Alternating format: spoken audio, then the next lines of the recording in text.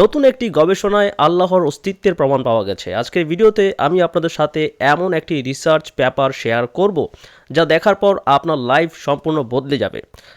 নাস্তিকরা সবসময় দাবি করে, তারা সায়েন্স নিয়ে বড়াই করে, তারা বলে যে স্রষ্টা নেই, সব কিছু এমনি এমনি হয়েছে, এমনি এমনি ইউনিভার্স এসেছে বা আমরা সকল প্রাণী এগুলো এভলিউশনের ফলে এমনি এমনি হয়েছে, স্রষ্টার কোনো প্রয়োজন নেই। কিন্তু আমি আজকের ভিডিওতে আপনাদের সাথে এমন রিসার্চ পেপার শেয়ার করব, নতুন গবেষণা যেখানে দেখা যাচ্ছে আল্লাহর অস্তিত্বের স্পষ্ট প্রমাণ, যা অস্বীকার করার কেউ নেই। আজকের ভিডিওটি দেখার পর আপনি এই ভিডিওর তথ্য যদি কোনো নাস্তিকের সাথে শেয়ার করেন তাহলে সে আপনার সাথে আর তর্ক করতে পারবে না, হয় আপনার যুক্তি মেনে নেবে অথবা সে পালায়ন করবে। কারণ সায়েন্টিফিক রিসার্চে এই বিষয়গুলো একেবারেই প্রমাণিত এবং এটা অস্বীকার করার কোনো রাস্তা নেই।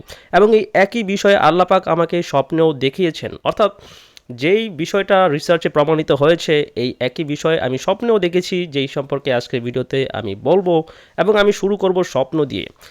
আমি একদিন সন্ধ্যায় যখন জিকির করছিলাম, আল্লাহর সাথে কথা বলছিলাম, তখন আমি আল্লাহকে বললাম যেন আমাকে স্বপ্নে মহাকাশ দেখানো হয়। কারণ মহাকাশ দেখার জন্য আল্লাহর কাছে আমি দোয়া করলাম, কারণ মহাকাশ সম্পর্কে আমি খুবই আগ্রহী, অনেক রিসার্চ পেপার পড়ি এবং ছোট থেকেই আমি মহাকাশ সম্পর্কে অনেক বেশি আগ্রহী ছিলাম, ইন্টারেস্টেড ছিলাম। তো যখন এই দোয়া করে আমি শুয়ে পড়ি, আমি রাতে স্বপ্নে দেখি আমি ঘরের মধ্যে ছিলাম, স্বপ্নের মধ্যে আমি দেখলাম আমার আম্মি সোফার মধ্যে বসে আছে এবং উনি একটু চিন্তিত ছিল। তখন আমি দেখলাম বারান্দার দিকে অনেক বেশি আলো ঝলমল করছে। আমি বারান্দার কাছে যেতেই দেখলাম যে আকাশের মধ্যে পৃথিবীর সূর্যের পাশাপাশি আরেকটি সূর্য এসেছে, অর্থাৎ দুটি সূর্য। এবং অতিরিক্ত আলো প্রতিফলিত হওয়ার ফলে পৃথিবীর কালারটা একটু ওভার স্যাচুরেটেড হয়ে গেছে। মাটিতে আমি তাকিয়ে দেখলাম মাটির রঙটা একটু বেশি ওভার এক্সপোজারের থেকে, অতিরিক্ত আলো থেকে একটু বেশি অন্যরকম দেখাচ্ছে। এবং আমি যখন আকাশের দিকে লক্ষ্য করলাম, আমার চোখের দৃষ্টি দ্বারা আমি জুম করতে পারলাম, স্বপ্নের মধ্যে আমি আকাশের দিকে তাকাতেই গভীর ডিপ স্পেসে দেখতে পাচ্ছিলাম মহাকাশ, যেখানে আমাকে দেখানো হয় একটি স্পাইরাল পার্পল গ্যালাক্সি, যেটা তার স্পাইরাল আর্মগুলো নিয়ে রোটেশনে ছিল স্লোলি। এবং আমি এমন ডিটেলসে দেখেছি যা ভাষায় প্রকাশ করার মতো না। এবং এই স্বপ্নটা আমাকে অনেক বেশি আনন্দিত করেছে। পরের দিন সকালে আমি আল্লাহকে শুকরিয়া জানাই এবং যখন আমি আমার আম্মির কাছে এই স্বপ্নটা বলতে যাই, আমি গিয়ে দেখি সে একইভাবে বসে আছে সোফার মধ্যে, যেভাবে আমি তাকে স্বপ্নে দেখেছিলাম। So that's N confirmation from Allah that এই স্বপ্নটা সত্য ছিল। সো আপনি বুঝতেই পারছেন, আমি স্বপ্নে দেখলাম একটি স্পাইরাল গ্যালাক্সি। না, এই স্পাইরাল গ্যালাক্সি খুবই গুরুত্বপূর্ণ। আপনি দেখবেন প্রকৃতিতে সর্বত্র ছড়িয়ে ছিটিয়ে আছে স্পাইরাল প্যাটার্ন। এটা ম্যাথমেটিক্যালি এতটাই একটা সূক্ষ্ম প্যাটার্ন যে এটা নিজে থেকেই একটি বড় নিদর্শন। আপনি যদি লক্ষ্য করেন আমাদের মাথার স্কাল্পের মধ্যে দেখবেন চুলের মধ্যেই সেখানে আছে একটি স্পাইরাল। কেন এই স্পাইরাল? সর্বত্র আপনার আঙ্গুলের দিকে যদি আপনি লক্ষ্য করেন, ফিঙ্গারপ্রিন্টস, এখানেও স্পাইরাল আপনি দেখতে পাবেন। নেচারে, প্রকৃতিতে সর্বত্র স্পাইরাল রয়েছে এবং এই সম্পর্কে রিসার্চাররা অনেক গবেষণা প্রকাশ করেছে যে কেন প্রকৃতিতে সর্বত্র আপনি দেখবেন শামুকের ডিজাইন, তার যে শেলটা রয়েছে সেটা স্পাইরাল। আপনি প্রকৃতিতে সর্বত্র এটা বারবার রিপিটেড, এটা এমন একটা ল্যাঙ্গুয়েজ যেটা সর্বত্র রিপিট হয়েছে, মহাকাশ থেকে শুরু করে আমাদের সৃষ্টি পর্যন্ত।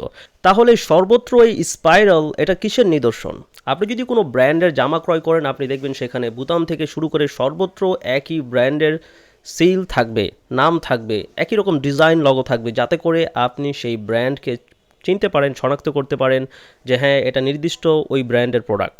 সো ঠিক একইভাবে আল্লাহ পাক সমস্ত কিছুর মধ্যে তার স্বাক্ষর রেখেছে যাতে করে আমরা বুঝতে পারি। এবং কোরআনে এই সম্পর্কে আল্লাহ পাক বলেছেন 41 নম্বর সূরা ফুসসিলাতের 53 নম্বর আয়াতে আল্লাহ পাক বলেছেন, এবং আমরা আমাদের নিদর্শন সমূহ তাদেরকে দেখাবো পৃথিবী জুড়ে এবং তাদের নিজেদের মধ্যে, যে পর্যন্ত না তাদের কাছে পরিষ্কার হয়ে যায় যে এটাই সত্য। তো আপনি বুঝতেই পারছেন সর্বত্র স্পাইরাল থাকার যেই কারণ, সেটা যদি আপনি কোনো নাস্তিককে প্রশ্ন করেন সব কিছুর মধ্যে স্পাইরাল কেন, সে আপনাকে কোনো উত্তর দিতে পারবে না। যদি মানুষ একটা সিঙ্গেল সেল থেকে, বানর থেকে এসে থাকে এভলিউশনের ফলে, এবং ইউনিভার্স এসে থাকে এমনি বাই চান্স নাথিং থেকে এসে থাকে, তাহলে এটা কখনোই ব্যাখ্যা করা সম্ভব না। এই সবগুলোর মধ্যে লার্জ স্কেল থেকে শুরু করে একেবারে ক্ষুদ্র স্কেল পর্যন্ত কি করে এতটাই নিখুঁত গাণিতিক স্পাইরাল নিদর্শন রয়েছে, কি করে এটা কখনোই এক্সপ্লেন করা সম্ভব না। সাধারণ মানুষ হয়তো বুঝতে পারবে না স্পাইরাল সম্পর্কে বলার ফলে আমি একটা সহজ উদাহরণ দিচ্ছি এবং এটা এতটাই চ্যালেঞ্জিং, আপনি যেই কোনো নাস্তিককে এই প্রশ্নটা করবেন তারা দৌড়ে পালাবে অথবা তারা আপনার সাথে কথা বলা বন্ধ করে দিবে। কেন?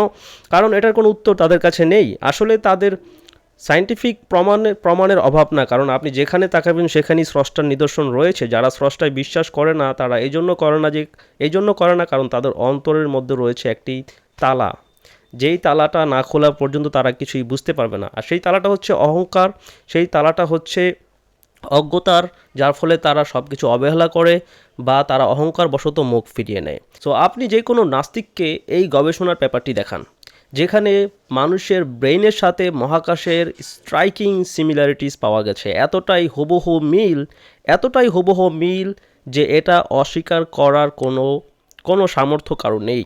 সকল গবেষকরা এখানে লিখেছে স্ট্রাইকিং সিমিলারিটিস, কারণ মহাকাশের মধ্যে গ্যালাক্সি যেভাবে একটার সাথে ফিলামেন্টসের মাধ্যমে কানেক্টেড হয়েছে, ঠিক একইভাবে আমাদের নিউরাল নেটওয়ার্ক কানেক্টেড হয়েছে। শুধু এটাই না, এখানে আরও ক্ষুদ্রতম ডিটেলসগুলো হুবহু মিলে যায়। লাইক মহাকাশের মধ্যে গ্যালাক্সির পরিমাণ 30%, ম্যাসের দিক থেকে আমাদের ব্রেইনের মধ্যে নিউরনসের পরিমাণ 30% এবং বাকিটা প্যাসিভ পর্যায়ে রয়েছে।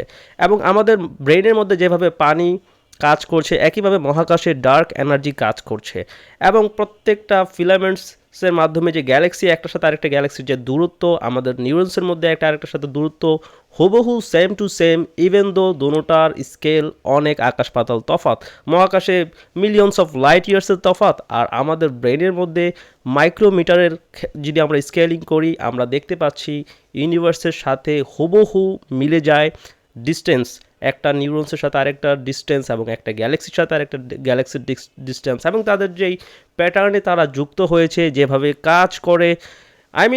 এই গবেষণা নিয়ে যদি আমি কথা বলতে যাই তাহলে একটা 10-15-20 মিনিটের ভিডিও করা সম্ভব, শুধুমাত্র মানুষের ব্রেইনের সাথে মহাকাশের এত হুবহু মিল, যেটা কাকতালীয় না, এটা একটা স্পষ্ট নিদর্শন যে অবশ্যই এই দুটোই একজন সৃষ্টি করেছে, একজন স্রষ্টা সৃষ্টি করেছে। না, অনেকেই বলে অনেক স্রষ্টার যে থিওরি এটা সম্পূর্ণ ভেঙে পড়বে যখন আপনি এই সকল রিসার্চ পেপারগুলো ঘাঁটবেন, পড়বেন, বুঝবেন। আপনি দেখবেন পৃথিবীর মধ্যে যা কিছু রয়েছে সব কিছু একজন স্রষ্টা সৃষ্টি করেছেন এবং তার স্বাক্ষর সৃষ্টির গভীরেই সর্বত্র রয়েছে। সো ডিয়ার ফ্রেন্ডস, আমাকে দেখান তারা আল্লাহ ছাড়া যাদেরকে ডাকে তারা পৃথিবীর মধ্যে কি সৃষ্টি করেছে। বরঞ্চ জালিমরা স্পষ্ট গোমরাহিতে রয়েছে, কারণ মহাকাশ থেকে শুরু করে পৃথিবীর মধ্যে যা কিছু আছে, আসমান ও জমিনের মধ্যে যা কিছু এক্সিস্ট করে সব কিছুর মধ্যে আপনি একজন স্রষ্টার স্বাক্ষর পাবেন, একজন স্রষ্টার ডিজাইন পাবেন, যেটা অস্বীকার করার পৃথিবীতে কেউ নেই। আপনি যে কোনো টপ সায়েন্টিস্ট নিয়ে আসেন, রিসার্চ পেপার অনুযায়ী তারা কখনোই দ্বিমত পোষণ করতে পারবে না যে এগুলোর মধ্যে সিমিলারিটি আছে, স্ট্রাইকিং সিমিলারিটি। এবং এই সিমিলারিটি কেন, সেটা একটাই কারণে হতে পারে যে এই সব কিছুর স্রষ্টা একজন, অন্য কোনো কারণ আপনি কখনোই খুঁজে পাবেন না। সো আমাকে কমেন্টে লিখুন আপনারা কি এভলিউশন নিয়ে একটি ভিডিও পেতে চান যেখানে আমি দেখাবো কোরআন থেকে এবং সায়েন্টিফিক রিসার্চ পেপার থেকে আসল সত্যটা কি। কমেন্টে লিখুন। আর যদি এই ভিডিওটা আপনাদের কাছে একটুও ভালো লেগে থাকে তাহলে একটি লাইক কমেন্ট করে আপনার বন্ধুদের সাথে শেয়ার করে দিন, কারণ আপনার একটা লাইক, একটা কমেন্ট এবং একটা শেয়ার এই ভিডিওটাকে আরও অনেক মানুষের কাছে পৌঁছে দিতে সাহায্য করবে। ফলে অজস্র মানুষ যারা সৃষ্টিকর্তা সম্পর্কে ধোঁকায় আছে তাদের ঘুম ভাঙবে, তাদের চোখ খুলে যাবে, তাদের অন্তরের পর্দাটা সরে যাবে। So that's it. ভিডিওটি দেখার জন্য অসংখ্য ধন্যবাদ। আল্লাহ হাফেজ।